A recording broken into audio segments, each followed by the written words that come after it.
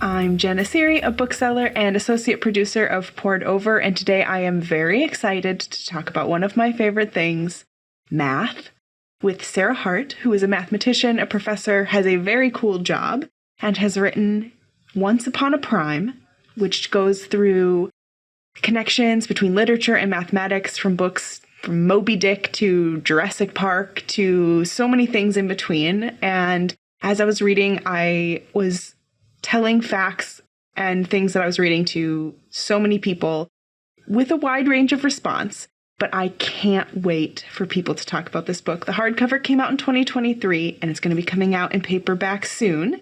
So Sarah, I would love for you to talk with us about the book a little bit.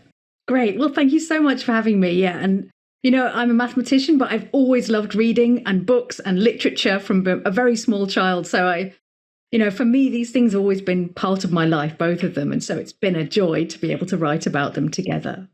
So as you were starting to compile this book and to sort of go through, there's so much incredible research and so many different books some that I had never even heard of to go through. You have a great bibliography in the back, so no one should be worried about taking their notes through, though I have a lot of spooky scribbles, I'll say, in my copy as I was going through.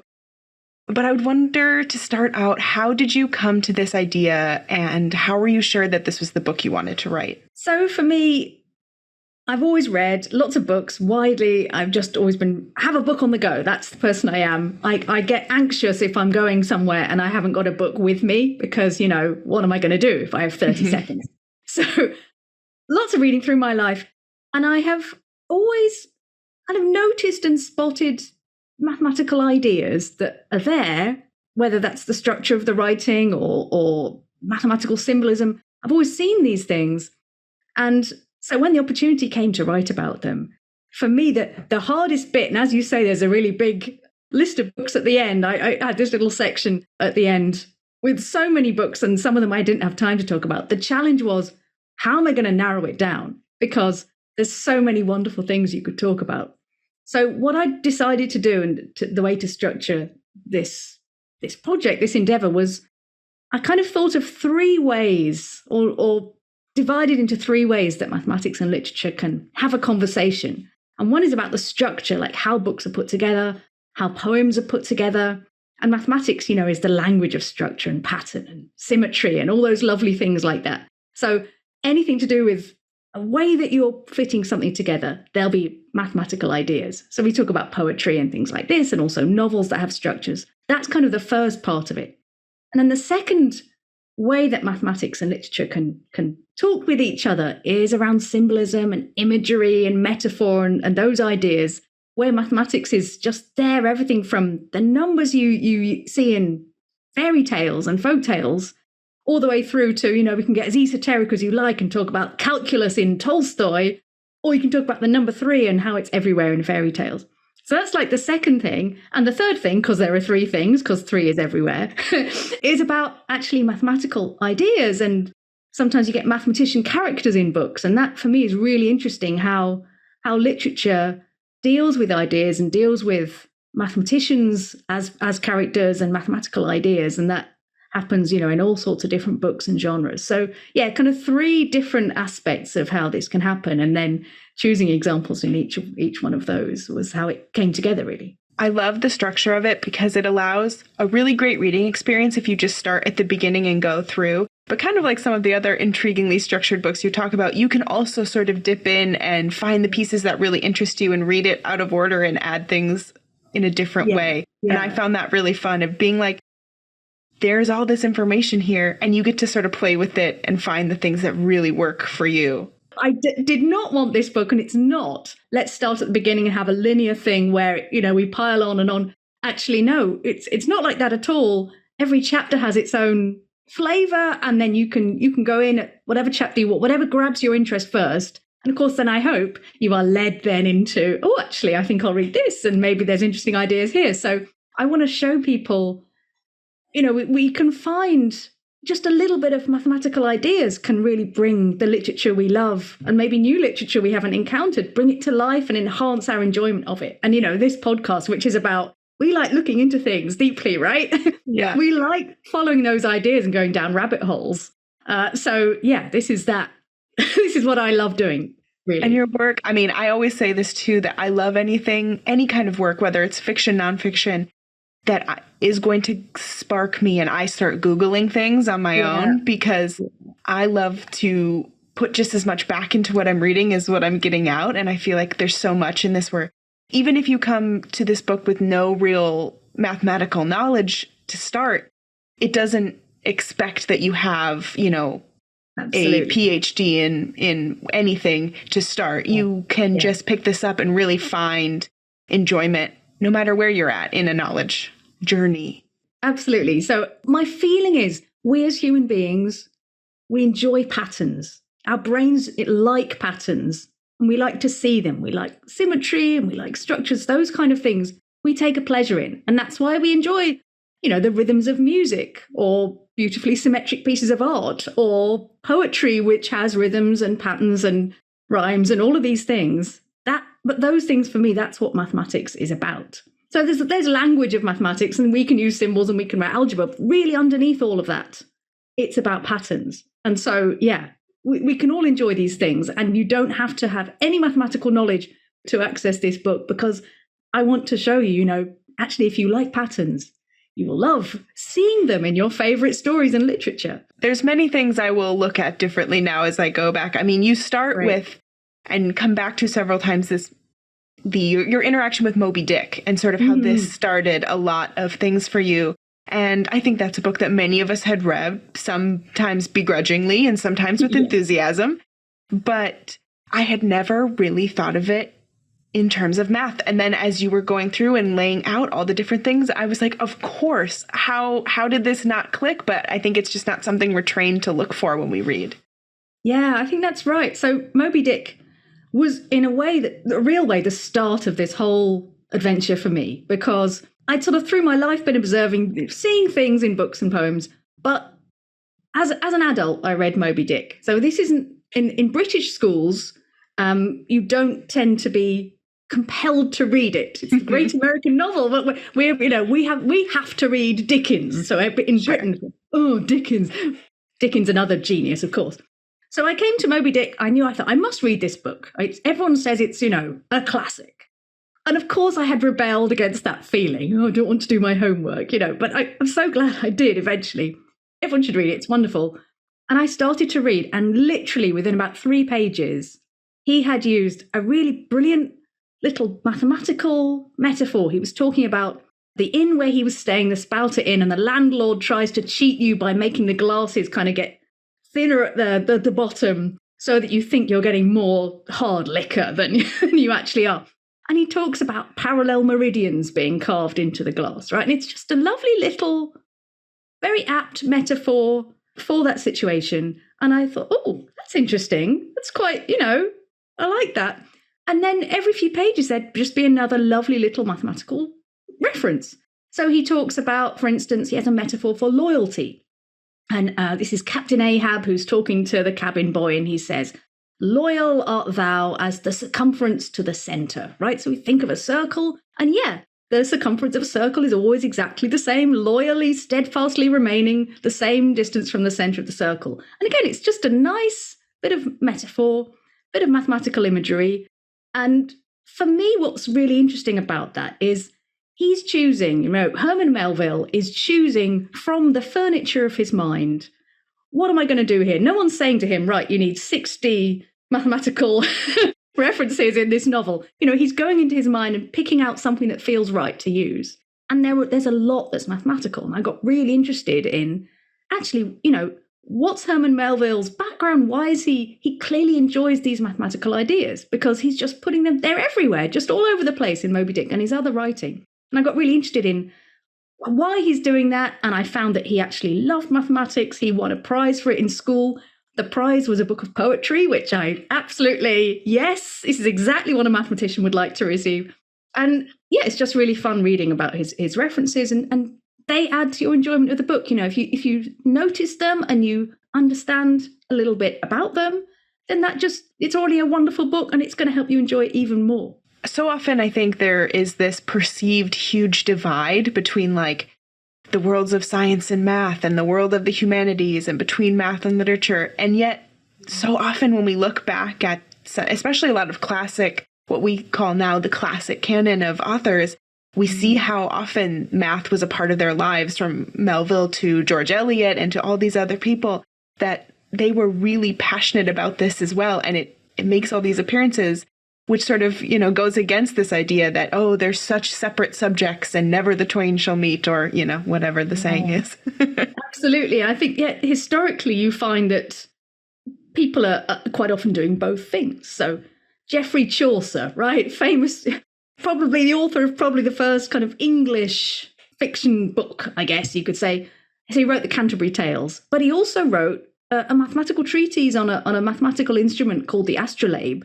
And he's doing both of those things. And then you've got, Wordsworth, much more recently, of course, poet, but he's really interested in science, and he writes about his love of geometry in his poetry. And then you have people who are like in India, many centuries ago, traditionally mathematics was written in the form of verse. So people, if you're going to be a mathematician, you have to be a poet, because that's how we write our mathematics. And there are examples of poets, mathematicians, astronomers, all three of those things in one person. Omar Khayyam is an example. There's a poetry collection now called the Ruba'iyat, which is probably the work of several authors, but he wrote a lot of those poems.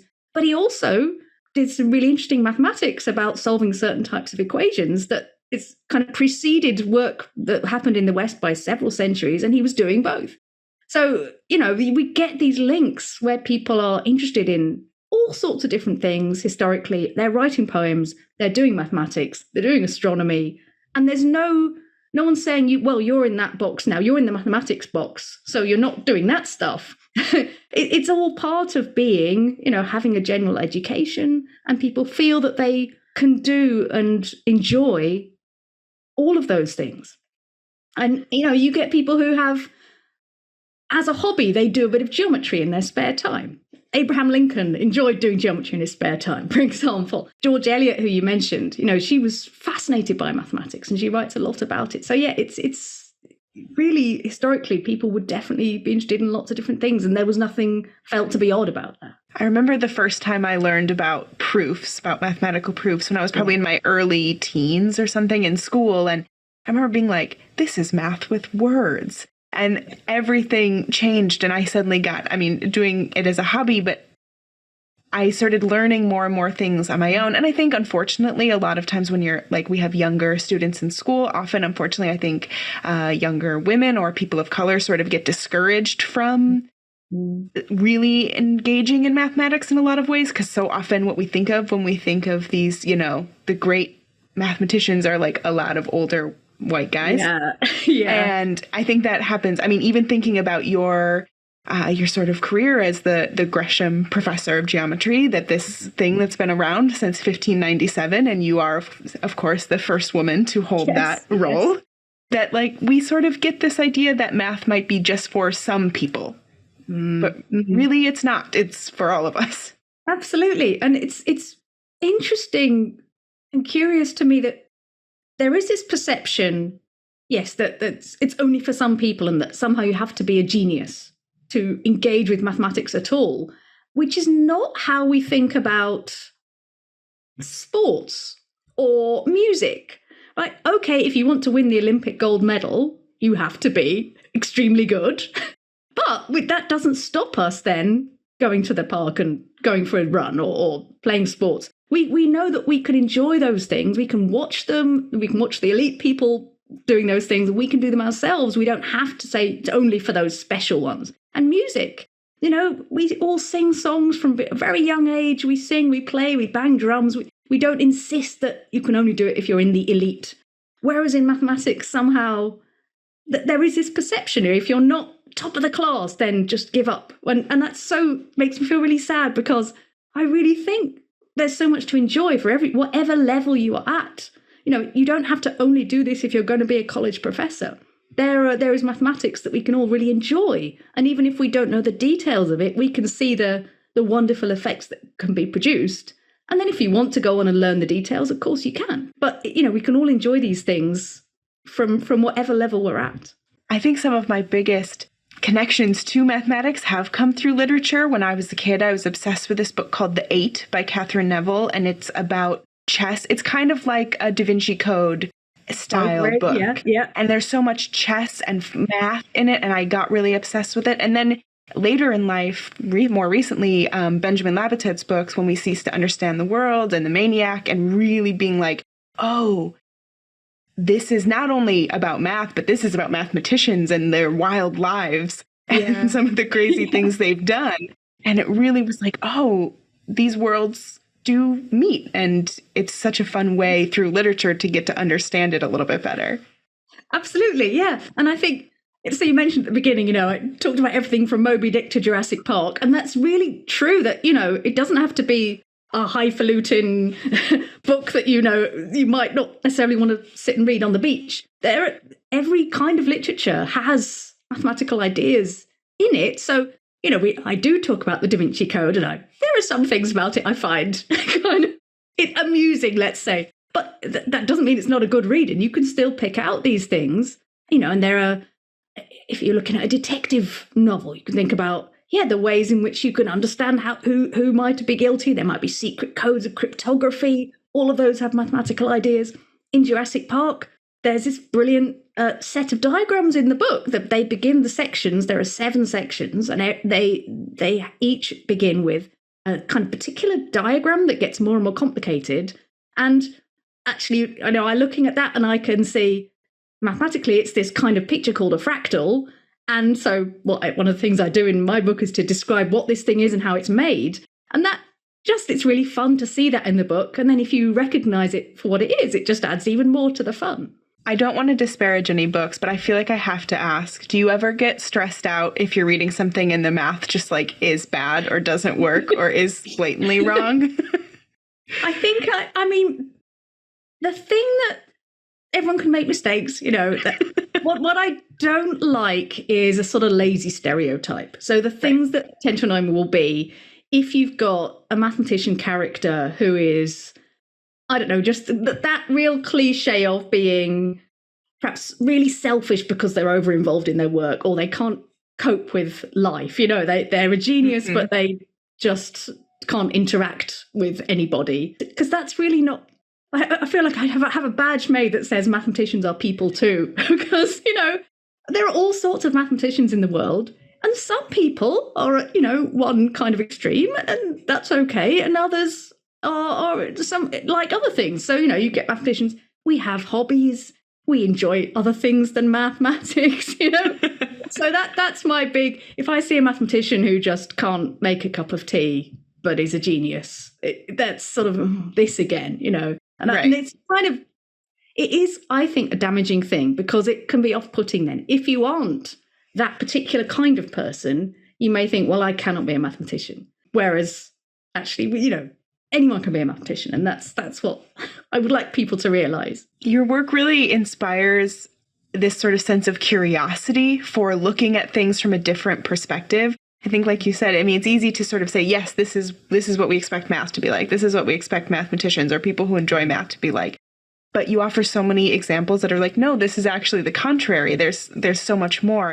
And I think being able to come to things with a new sense of curiosity, any reader I know is always looking for that new thing, that new way to be like, of course, another angle. And that's so fun to go through this book, to see some of the classics and say, I can read this a little different now. Yeah, exactly. Yeah. And, if you know some of the context, then it just gives you that different outlook. And actually, I would say I am not the first mathematician to think about links between mathematics and literature. So Galileo, famous mathematician, he gave some lectures to the Academy in Florence about the geometry of Dante's Inferno, right? And I love this. So this is, several hundred years ago. He was giving these lectures. He wanted to get a job. He wanted to get the professorship at the University of Pisa. And so what am I going to talk to the Florentine Academy about as a mathematician who wants a job? And he got the job, right? He thought this is a valid topic of discussion. Let's just play around with what Dante says in, the Divine Comedy, in Inferno. And from the poetry, Galileo says, right, I'm going to tell you about the geometry and the shape and the size and how all this works and fits together.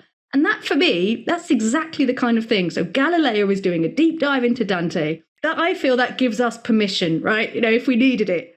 This is absolutely a valid and fun thing to do. That's really intellectually satisfying. Let's see where this leads us. And in mathematics and everywhere else, that question, what if? It's behind fiction, but it's also behind mathematics.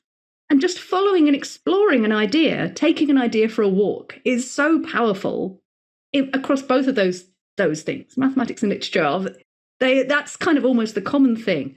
Saying what if and seeing what the consequences of that are. It's so powerful. One of the best things about reading or about sort of any scholarly endeavor, whether it's, again, from something very high, education level, something really committed to something, Jurassic Park, a choose your own adventure. There are all these ways that we can connect and understand and get a better grasp of the world we live in. I think especially for a lot of adults that I know, for even myself, and while I'm talking to other people, is we think math is something we do in school, or we think reading is something we do in school. And then once we get into our lives and we, move on, we don't need that anymore. And that's no fun for me. I want to keep learning forever and keep finding new things forever. Yeah. And exactly. That's what both of these can do. Open a book and you're in a different world. And it's so wonderful. And then if you get interested in, I wonder, how is this put together? Why is this book working so well? That's one thought I often have, which leads me to think about structure. So just give an example. The book by Amor Towles, A Gentleman in Moscow, which is an amazing book. And when you read this book, it describes a period of several years in the life of this wonderful character, Count Rostov, who gets put under house arrest at the Hotel Metropole in Moscow for some crime that we don't need to mention. But, it's this wonderful story of the time that he spends there. And it's told, so the whole thing is set at this hotel. So you might think, well, is this going to be a bit boring? But the way it becomes not boring, or part of the reason it's such a brilliant book, is because of the structure of the book. And that is that events are set not at regular intervals, but sort of regular. And if you spot the mathematical pattern, it is really fantastic. Because, so he enters the hotel on one day, on the summer solstice, and then you hear about that day, and then one day later, and then 2 days later, and then 4 days later, and then it doubles and doubles and doubles until you get to a year later, and then you hear about how he's doing so after 2 years, 4 years, 8 years, so it doubles, but then there's an inflection point in the middle, and then it starts to halve again. And as you get closer to the end, those time periods shrink and shrink again because there's some exciting action that happens at the end, which I won't go into, but read the book because it's fantastic. But he has this sort of concertina effect, double, double, double, double, and then halving, halving, halving, halving. And that sort of little mathematical sequence that he uses perfectly mimics human memory and experience, right? We all know exactly, we remember yesterday, a couple of days ago, and then our memory sort of, time passes so quickly. And then we remember very clearly our childhood in that real granularity. And that, for me, that is a perfect example of an author who is he's used this mathematical structure of halving and doubling to do something brilliant to help us to enjoy this book and have the pacing be exactly right. Linearity would not work in this story like this. So he's doing this doubling and halving. And so reading the book, you get an experience of that. But if you see the structure, that lovely halving and doubling that's happening, for me anyway, that just really adds to your love for this already fantastic experience, right? You're like, oh my goodness, I've worked out what's happening. It's really exciting. It gives just that extra thing where, sure, you can read the book without knowing that and have just as good of a time, just as enriching of an experience. But every time you peel back a layer, you're like, oh, I know that's how the Luminaries feels, the Eleanor Catton. Just yes. There are so many layers and you can read it from so many angles, and just finding all those connections. Yeah. By the end, you're like, I could start reading it again from the beginning right now and look for something else. Yeah, exactly. You could read it. You could just read that book constantly every year. Yeah. And, there are many books like that. I mean, there are people who, will read Ulysses by James Joyce. They read it and then they read it again. And that, again, is something I've done it once and that's enough. Yeah, that's fine. Yeah. There are people who, on Bloomsday every year will try and do the whole thing in a day. everyone has their right amount of engagement with different books. So for me, I've read it for sleep. I don't know if I'm ever really going to read Finnegan's Wake. That's that's sort of next level. It's a commitment of the mind, body, and soul, I think, to do that. I think so, yeah. Yeah. One of my favorite parts of this book, I touched on it just ever so briefly, but when you started talking about choose your own adventure books, I was like, first of all, that's my childhood. Yeah. Second of all, I absolutely cheated reading them. And I'm glad to know that that's okay and allowed. It's looking around the corner. It's just, yeah. So you've got permission now from the author of one of those, a series of those books to say, it's just being careful. I love that you spoke with him about the books because I think they're such a niche, exciting thing that it's almost like talking to a celebrity that, that really only you find a celebrity because you're like, this is great. But what a fun time to get to talk about those books. Oh, I was so excited. So this is so Ian Livingstone we're talking about, who has authored many of these books. And it was just amazing to talk to him. And I was a bit kind of, it's very nice, man. But and he explained how my real question about these books is, so for those not familiar, you get like a little paragraph or something, and then it will say, do you want to go west to the Goblin Castle, or do you want to go east to cross the dangerous river full of zombies, or whatever it is? You make your decision, and then the story bifurcates, and off you go. And the challenge mathematically for this potentially is every time then that you make a decision, you're sort of doubling the universe of what you have to then continue in the narrative. And doublings make things big quickly, right? Mm-hmm. 10 choices potentially then leads you to 1,000 outcomes, 2 times 2 times 2, 10 times. And if you make 20 choices, it's not 2,000, it's millions, right? So the number of choices you make during that book, in a typical book, you might be making 200 or 300 choices. So how is the book not the size of the known universe, right? How are you fitting that under your bed covers to finish reading it at night when you should be asleep? So, and he explained, and we talked through about this, the design is really clever because some of those choices have to kind of collapse on themselves. And you have to have these, if you imagine like drawing a graph of this, like a network, things have to meet up again, but the reader cannot feel that their choices have no value or meaning. Otherwise, it's boring. So you have to feel that your choices are genuine, and they are, but they also have to be controlled. So there's this tension between constraint and freedom, which is fascinating, and which, the skill required in producing these stories, actually there's a lot of mathematics going on under the surface of controlling that. Otherwise you'd get this explosion, and how you control that is just, a real skill. I absolutely was also the kid where I was like determined to see behind the curtain, and I would just read it in order to be I'm just going to see. I mean, maybe read it for fun first, but I was like, I have to know. And I think even then, like as a kid, I was like, I still don't really know how this works, but now I do. So now I'm fine. Yeah. So it's all good. Now you can write one of your own. Oh, well, maybe not that. Maybe not that math savvy yet, but I'll get there. I would love to hear a little bit more about your research process too, to like compiling everything in this book, because you really have a lot of sources. You have a lot of texts that you work with. So I wonder, how did that process go of writing everything? How long did it take? All those good details. Yeah. So the how long did it take is kind of, it took a year, but it also took 40 years because, every little things would come into my mind like, oh, that reminds me of this, that reminds me of that. And that was one of the joys, was to be able to actually say, I have a legitimate reason now for following all these trails that I've wondered about over the years. Or I wonder if that person did anything else, or I wonder where this idea came from in that person's work. So I suppose initially the structure of the book being in these 3 parts of, where does mathematics show? It's in structure, it's in the symbolism and imagery, and it's in the actually maybe mathematical themes or mathematician writers. So I got my division into 3 sorted. And within that, then I was really trying to think of, okay, how can I best show these ideas? So I would follow on trails. So I would, starting from an author or a few authors or themes, I would look, first of all, I was looking in the academic literature, have people written about, where are the theses on the mathematics in the work of Nathaniel Hawthorne? Not very much. That's why he's not in the book.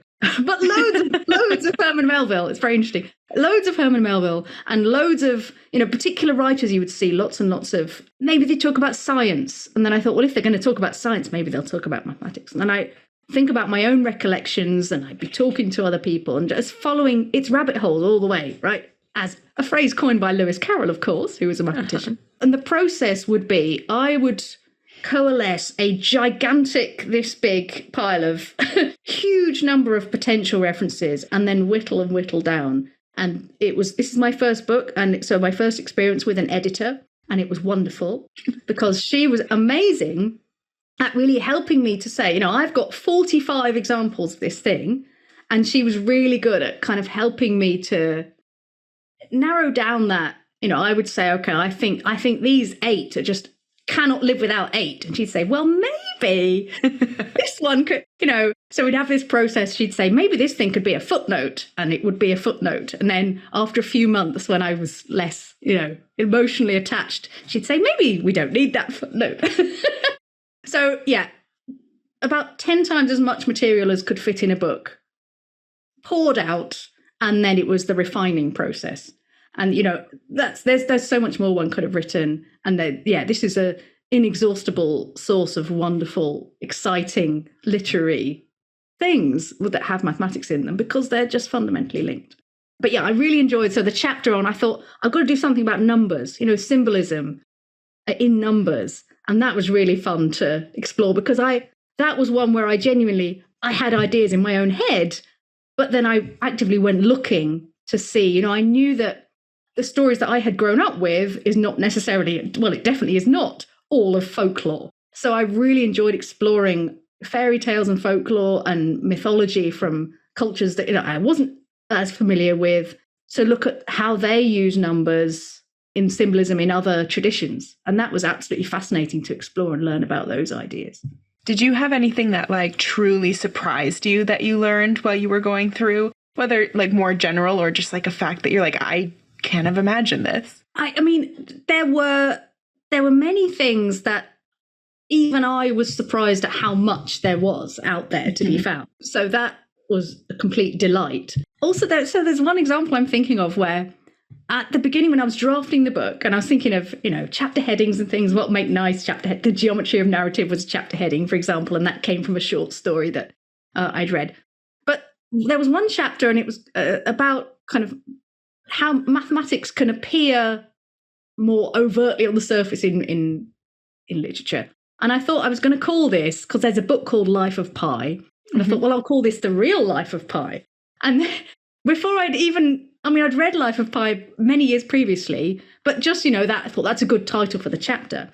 But then I thought, okay, of course, I'm going to reread Life of Pi now and just see if there's any mention. And I was so delighted because there's so much mathematics in it, which I had perhaps sort of noticed a little bit when I was reading it just myself many years previously, but rereading it thinking I'm writing a book about mathematics and literature, there's so much, and I got really excited about it. And then it became this, quite a big section in the book talking about the mathematical references in Life of Pi, of which there are many. There's so much where even going back to something like Life of Pi, which of course I think many people have read or, seen the movie, and you realize I don't want to say I don't want to be a conspiracy theorist who starts saying math is everywhere at all times, but math is everywhere at all times. So now I'm I want to just give this book to people to be see, I'm not just saying weird stuff all the time. No, exactly. I mean, and there's so much there. We could just say one thing, that pi, the number, the mathematical number, which relates the diameter to the circumference of a circle. So it's a number, it goes on forever. You can't write it as a fraction or a decimal that finishes. So it carries on forever. And a number that you can't write as a fraction in mathematics is called an irrational number. It can't be written as a ratio of two whole numbers. So in mathematics, you've got this idea of irrational numbers. But then the boy, Pi Patel, who is telling this story of being, shipwrecked and marooned at sea for all this time with a Bengal tiger named Richard Parker. And, you're never quite sure whether what he's saying is true and whether it's is it a dream and how much is real and how much isn't. So then there's this lovely play on words in the whole book of, is pi the boy irrational? Like pi the number is irrational. So that's just one charming thing about this book. And there are so many other little subtle ideas and references that just are really clear and lovely if you just know a tiny weeny bit of mathematics. And that's what I want to try and show people. So it's not like I'm saying you have to understand, abstract algebra to see all this stuff. It's really there, just waiting to be seen and enjoyed. Not to just keep asking for math facts, but I am just going to keep asking for math facts because that's why I'm here. Is there anything that you really wished you could have fit in the book, but it just didn't work?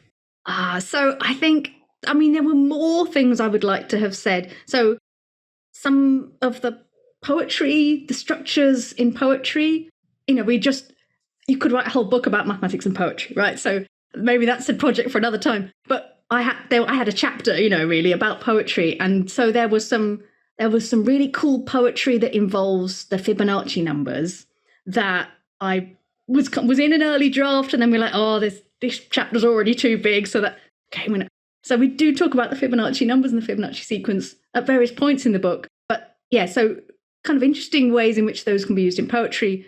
I didn't quite make it in there. And some other ideas. So I wanted to talk a bit more about Dante, but I didn't. Again, so much mathematics. And then more mathematical, like mathematicians who get cameo roles or even starring roles in literature. And I'm very fascinated by that, and how those ideas are treated. So, but I keep finding more things. So yeah, people will keep writing books. People have written books since mine came out. That like, I wish the Passengers had come out. Before Passenger had come out before the book. But yeah, I couldn't include it because it wasn't published yet. But yeah, so there will always be more things, and I would have liked to spend more time on Lewis Carroll. We did a bit on him. There's always more to say. So much more one could have said. So yeah. You'll just have to write a sequel, I guess. Exactly. Twice upon a time. Twice. Yes.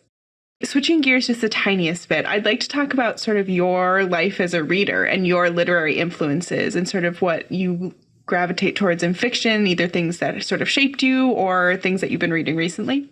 Yeah. So, I'm a voracious reader. So in a sense, everything. And I was very lucky that when I was a kid, my parents loved books, and there were just, floor to ceiling books everywhere. They know, that was the main, probably it felt like the main source of expenditure in the house was new books. So for me as a little kid, I would just sort of wander around and I'd pick a book off the shelf and I'd start reading it, and maybe I wouldn't understand a word, and maybe I would, and maybe I'd understand some, but that experience of, it's okay that I'm not understanding everything, that I would recommend to anybody, just so picking up things randomly. So as a kid, I read lots of kids' books, but I was sort of intermixed with the books that I randomly pulled off the bookshelf, which, were a complete mix of all sorts of things. And I read all the, like, Lord of the Rings and things like that when I was a little kid, and I used to like drawing maps of the countries and thinking about what life would be like. And as I got older, I got really into Jane Austen for a bit, and then I got into Dickens, and then I read a bit of science fiction, and then I started reading, I had said, right, I'm going to read all the classics. So I tried to read those. Yeah, I don't know. I love everything. I love everything is my basic, what sort of books do you like? All the books. But yeah, now, what am I reading right now? Oh, well, I've just read Tomorrow and Tomorrow and Tomorrow, which is wonderful. And I always read the Booker Prize shortlist every year. So that happened in last year. All the Pauls, there were 3 people called Paul on the shortlist. Yes. I loved all of their books. I think maybe, with the bee sting might have been Prophet's Song was amazing. They're all amazing. Yes. I've just read In Memoriam by Alice Wynne, which is just amazing. Yes. So, you might think it's about the First World War, and it's about, these 2 young men who go off to the front, and one of them's a poet, and you might think, I've read that. I know about that, or I've read plenty of novels about that. But this one is so beautifully written, and it really does. I really felt that I was having a new experience reading that. even though many of us, we've probably read lots of books about the First World War, and you've read all the First World War poets, but this was genuinely really amazing book and put together so beautifully. So yeah, that's what I just finished reading. I love that. And then we can always think about, I mean, of course, now any book I read, I'm going to be like, is there any math in here as I go through? And there always will be. Well, I've got Burnham Wood as on my reading piles the next one. So Eleanor Catton, who wrote the Lumin. So I have got high hopes that there'll be something in there for me. It's a great book. To end things off, for our listeners who are maybe have gotten to the end and are like, this was a lot of math and I'm unsure about it, do you have a recommendation of, like, if people want to start out learning more after they read Once Upon a Prime to really get a better idea of math in any sense? Do you have, like, any good recommendations for starters? Yeah, so at the end of the book, there's actually a little section called A Mathematician's Bookcase, which has loads and loads of, lots of literature in that people might like to start exploring. But there's a couple of mathematics type themed books. And I would say, if you want to get a bit more into the mathematical ideas, but you're still into the literature part, you could do a lot worse than reading Martin Gardner's book, The Annotated Alice. So this is Alice in Wonderland, Alice Through the Looking Glass, but with Martin Gardner, who is a great writer on mathematics and recreational mathematics. He has added lots of commentary, and he goes a little bit more into the mathematical ideas. And that itself as well has lots of places that can send you, for finding out more. So I would say that's would be maybe the next kind of step in terms of a bit more mathematical, but it's still full of literature. So now you have that, everyone. But first, you need to pick up Once Upon a Prime because it is an incredible time. It's a great journey through so many things that will be familiar and new. And it's going to be out in paperback now. So Sarah Hart, thank you so much for talking with us today. Thank you very much. Thank you.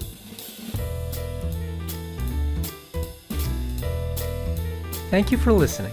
Poured Over is a Barnes & Noble production. To help other readers find us, please rate and review the show wherever you listen to podcasts.